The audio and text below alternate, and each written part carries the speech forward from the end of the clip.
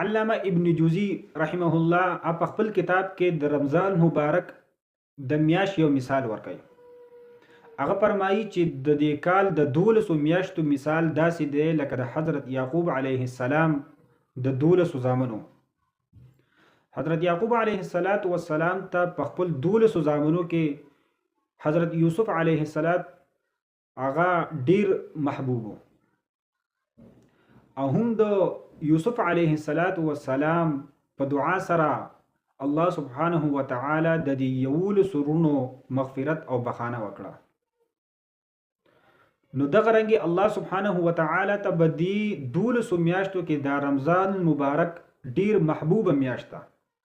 نو څرنګه چې د یوسف علیه السلام په وجه باندې د دې 11 سرونو بخانه وشوه، نو الله سبحانه وتعالی ته د رمضان مبارک دغه شان محبوب دی.